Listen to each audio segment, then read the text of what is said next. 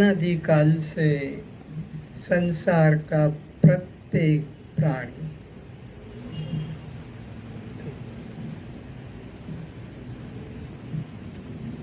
एक ही लक्ष्य को लेकर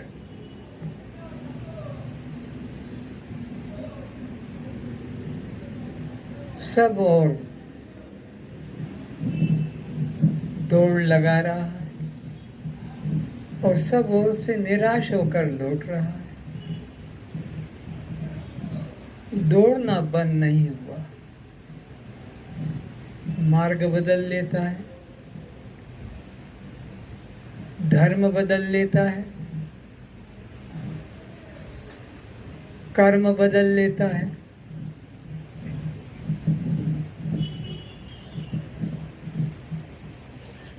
संबंध बदल लेता है, लक्ष्य नहीं बदलता। लक्ष्य अपरिवर्तनशील है।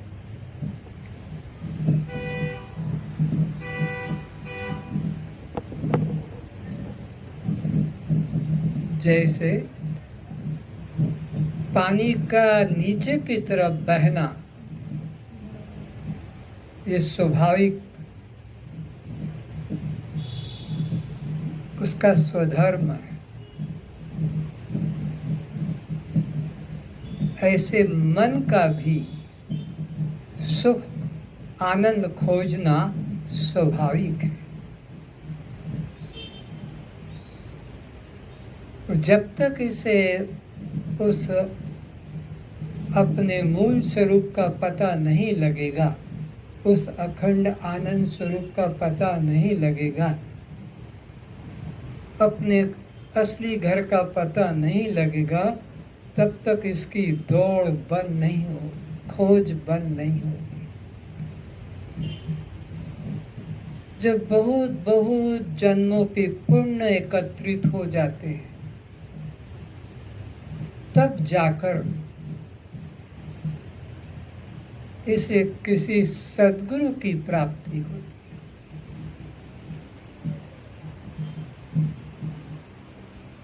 मानव जीवन तो बहुत बार पाया है, ये कोई नई घटना नहीं। अवतार भी बहुत बार पाए हैं, ये भी आपके लिए कोई अपरिचित बात नहीं। किंतु सच्चे सद्गुरु और उसमें समर्पण भाव, यही बस अद्भुत बात है। यही नहीं हो रहा है। अवतार भी मिलते हैं, सद्गुरु भी मिलते हैं, उपदेश भी मिलते हैं, लेकिन हमारी तरफ से समर्पण नहीं होता। और जब तक सद्गुरु के प्रति समर्पण नहीं, तो परमात्मा का अनुभव करना, मुक्ति का अनुभव करना, कहते गुरु बिन भव निधि तरई न कोई। ब्रह्मा और विष्णु और शंकर के समान भी कोई सामर्थ्यवान हो जाए, तब भी अपने आप अपने बल बुद्धि से मुक्ति का अनुभव, परमात्मा का अनुभव असंभव।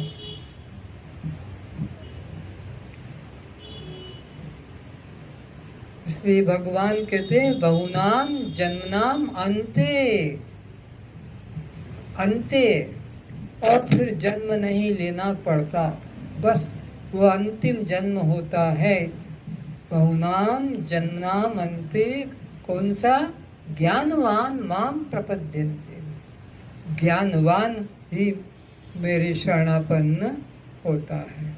और कैसा ज्ञानवान? वासुदेव सर्वम इति, एक ब्रह्म के अलावा यहाँ दूसरा के तिनका भी एक तृण भी नहीं है, ऐसी जिसमें आत्मा की अखंडता व्यापकता का बोध होता है। स महात्मा वो देखने में व्यक्ति गृहस्थी भले हो, लेकिन वो सचमुच में महात्मा है और वो दुर्लभ है, वो पृथ्वी पर दुर्लभ है। आश्चर्य रूप उसे कहा है, किसे? जो अनात्मा से हटकर आत्मा की ओर लौट पाता है, वो एक आश्चर्यवान पुरुष है, क्योंकि सब लोग अनात्मा की तरफ दौड़ रहे हैं। कोई करोड़ों करोड़ों में एक लौटता है आत्मा की ओर, और उन लौटने वालों में कोई एक, सब नहीं, उसका अनुभव करके, सद्गुरु की शरणापन्न होकर अनुभव करके फिर उसको बताने का सामर्थ्य करता है। वो भी एक आश्चर्य है, क्योंकि आत्मा अशब्द, अरूप, अरस, अगंध, वो पांचों इंद्रियों का विषय नहीं है, अवाच्य विषय है, अकथनीय है। फिर भी उसे वाणी में उतारता है। निराकार को भी आपके लिए वह युक्तियों से, प्रमाणों से आपके बुद्धि में प्रवेश करा देता है वाणी के द्वारा। तो वो बताने वाला भी महात्मा आश्चर्य है, क्योंकि आत्मा पे कथा करना और बात है, रामायण, गीता, वेद, उपनिषद पर कथा करना और बात है, लेकिन उस तत्व का आपके अंदर जागृति करा देना, प्राकट्य करा देना, अनुभव करा देना, ये कोई साधारण व्यक्ति के बस की बात नहीं, बिरला कोई होता है वो इस तत्व को बताता है। वो भी आश्चर्य रूप है। फिर सुनने वाले आप जैसे वो भी आश्चर्य रूप है। सब कोई आत्म तत्व को श्रवण करने में रुचि नहीं करते। अनात्मा की तरफ सबका लक्ष्य है, भीड़ की तरफ सबको विश्वास है कि वहां सत्य होगा जहां बहुत लोग बैठे जाते सुनते। जहां 2, 4, 5 लोग होंगे वहां कोई सत्य नहीं। इसलिए सिनेमा के कार्यकर्ताओं को, खेल कूद में भाग लेने वालों को, राजनीति में भाग लेने वालों की वहां बहुत भीड़ मिलेगी, लेकिन सत्य के श्रोताओं की और वक्ता की भीड़ नहीं। ये तो बिरले होते हैं। जैसे हर हाथी को मुक्ता नहीं होता, हर सर्प को मणि नहीं होती, हर हरिण को कस्तूरी नहीं होती, हर जंगल में चंदन नहीं होते, हर सीप में मोती नहीं होता, हर खदान में हीरे पन्ना नहीं होते। कभी कभी और कहीं कहीं।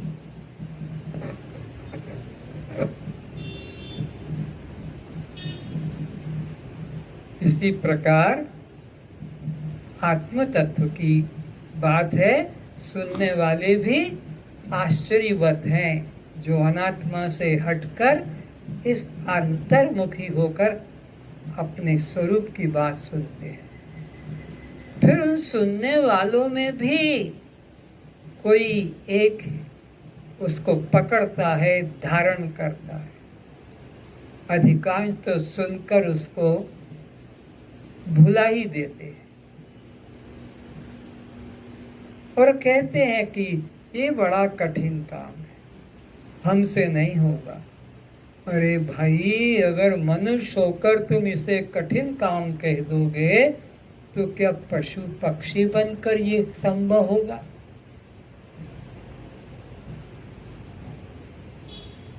और अगर मनुष्य जीवन में ज्ञान को तुमने कठिन कहा तो उपनिषद कहता है ज्ञानेन हीना पशुभिर समाना, ये पशु के बराबर है। तो अष्टावक्र जी कुछ दिनों से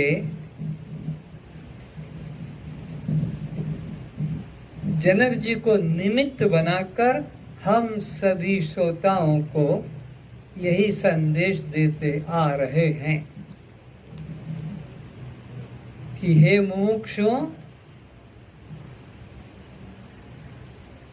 तुम यह जानो कि मैं देह नहीं हूं। ज्यादा लंबा उपदेश सुनने की इच्छा मत करो, ज्यादा पढ़ने की इच्छा मत करो, ज्यादा कुछ साधन करने की इच्छा मत करो। बस कम से कम शब्दों में अपने स्वरूप का बस बोध जग जाए, होश जग जाए, उतना ही पर्याप्त है। अपनी वाणी को, अपनी बुद्धि को मत थकाओ इन शास्त्रों के प्रवचनों के जाल में फंसकर। सरल सीधी बात है, अपने को तुम देह मत मानो, अपने आप सब चिंता भय दुख शोक खत्म हो जाएगा और कुछ करना ही नहीं पड़ेगा, क्योंकि जिसके लिए तुम कर रहे हो वो तुम खुद हो, और जहां जाना चाहते हो वहां तुम खुद रह रहे हो। तुम्हारे लिए कुछ नई जगह या नया तत्व नहीं है। वस्तु तो जहां की तहां विद्यमान है, केवल उधर नजर नहीं है, नजर घुमाना है, वस्तु लाना नहीं, क्योंकि वो परछिन्न नहीं है।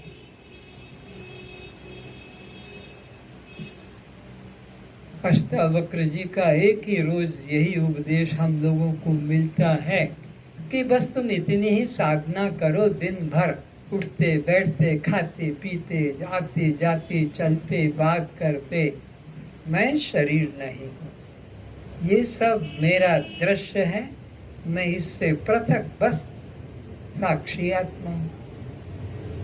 इसमें न तो अधिक आपको कोई भजन करना है, न जप करना है, न बुद्धि लगाना है कि मैं देख रहा हूँ ये कुत्ता है, मैं देख रहा हूँ ये गाय है, मैं देख रहा हूँ ये घड़ी है, तो मैं घड़ी से गाय से कुत्ते से अलग ही हूँ। इसी तरह मैं देख रहा हूँ कि ये शरीर है, ये उठ रहा है, जा रहा है, चल रहा, मैं तो देख रहा हूँ, तो मैं इसके उठने चलने देखने से जाने से अलग। इतनी सी बात, सरल सीधी बात, जिसे तुम देखते हो, जिसे तुम जानते हो, वह तुम से अलग है। तुम वह कैसे हो सकते हो? मकान में रहने वाला मकान कैसे हो सकेगा? ट्रेन प्लेन कार में बैठने वाला ट्रेन प्लेन कार गाड़ी कैसे हो सकेगा? कपड़े को पहनने वाला कपड़ा कैसे हो सकेगा? अलंकारों को धारण करने वाला अलंकार चैन चूड़ी घड़ी कैसे हो सकेगा? चप्पल जूता कैसे हो सकेगा? ये अलग है, तुम अलग हो, धारण करते हो, छोड़ देते हो। कृष्ण भी मुरली पकड़ता है, छोड़ देता है, राम भी धनुष पकड़ता है, छोड़ देता है, शंकर भी त्रिशूल पकड़ता है, छोड़ देता है, और वह विष्णु भी शंख चक्र गदा पद्म पकड़ता है, छोड़ देता है। काम पर पकड़ लेता है, काम नहीं छोड़ देता है। आप भी इसी प्रकार देह को पकड़ते हो और देह को छोड़ते हो।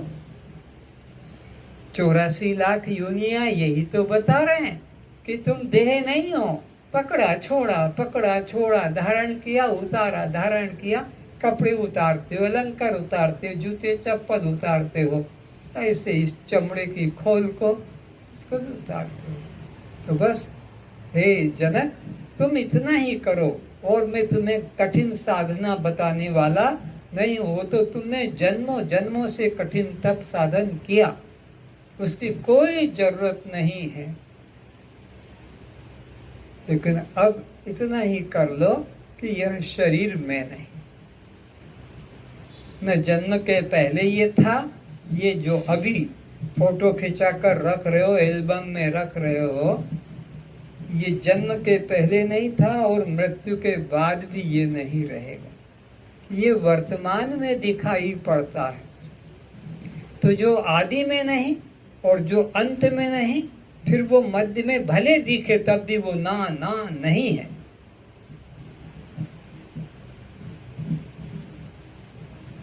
आदि में जिसका अभाव है और अंत में जिसका अभाव है, केवल मध्य में भाव है, तो फिर वो है ही नहीं। और जो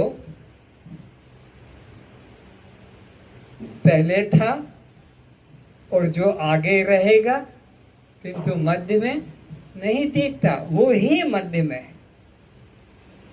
पहले था और आगे रहता है पर मध्य में नहीं दिखता है, तब भी वह ही मध्य में है।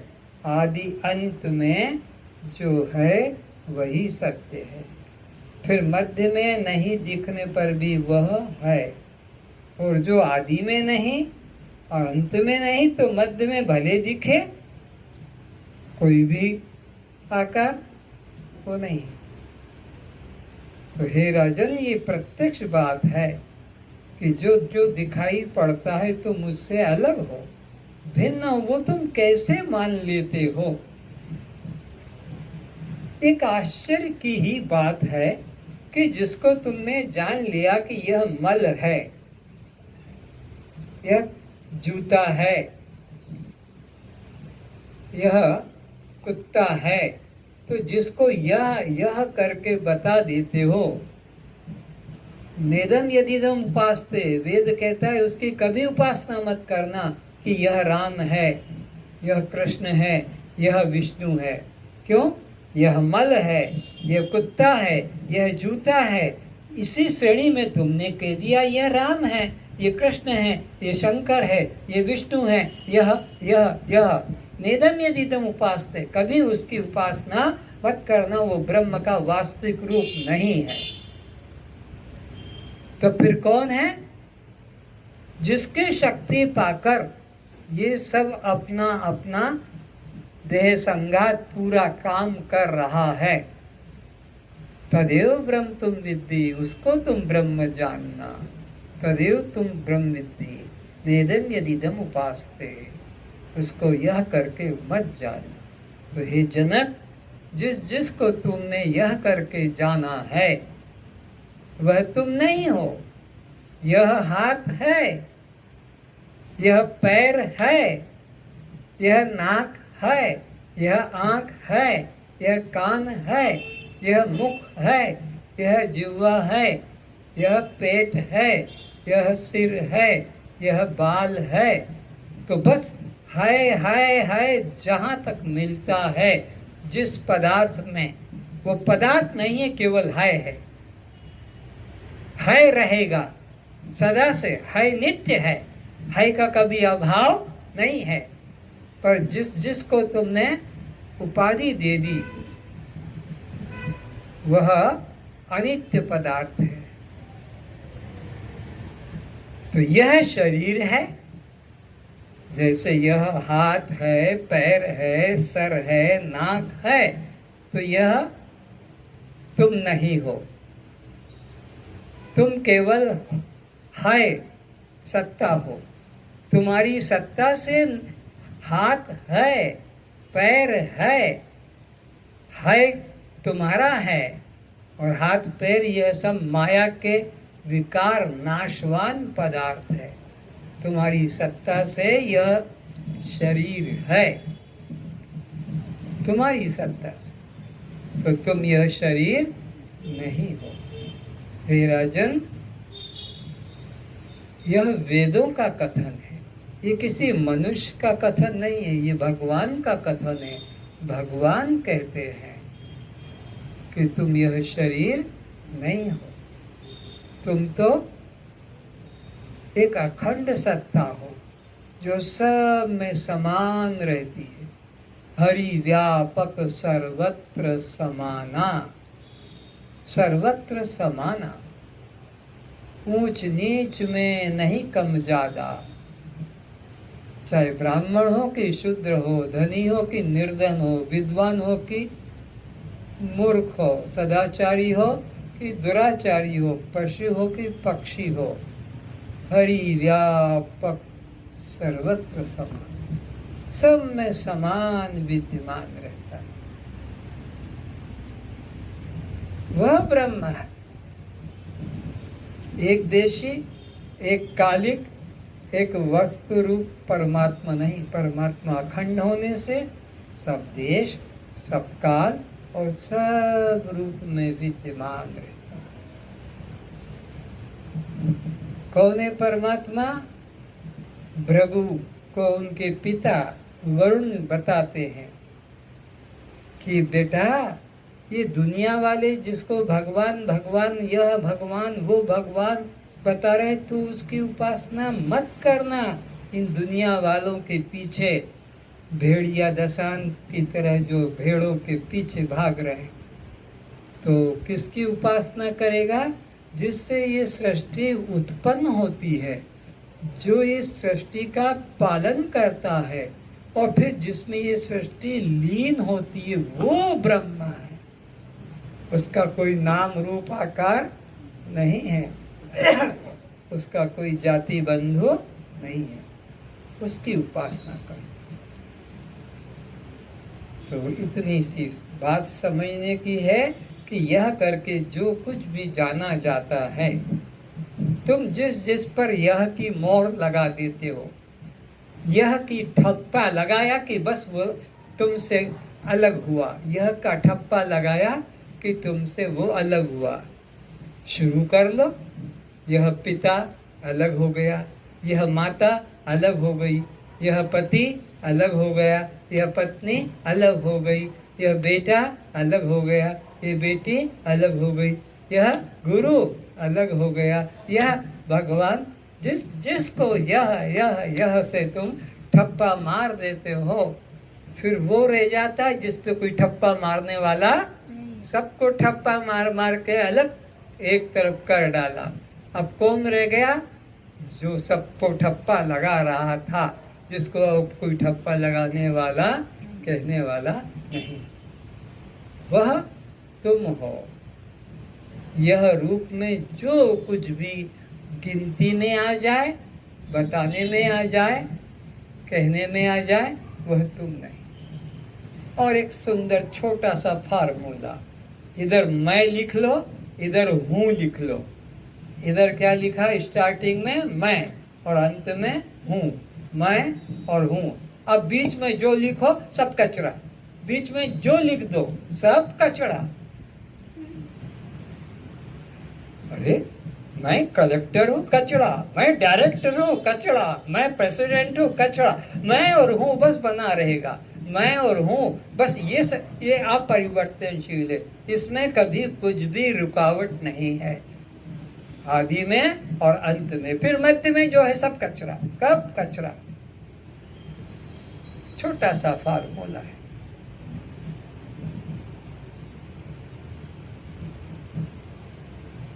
इधर मैं जुड़ गया कचरे में, इधर आ गया ब्रह्म में।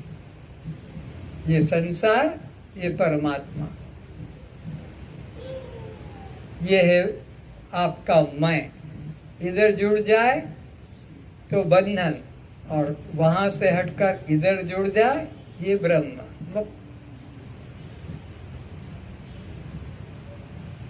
तो अष्टावक्र जी क्या कहते हैं, आज हमको उसे सुने।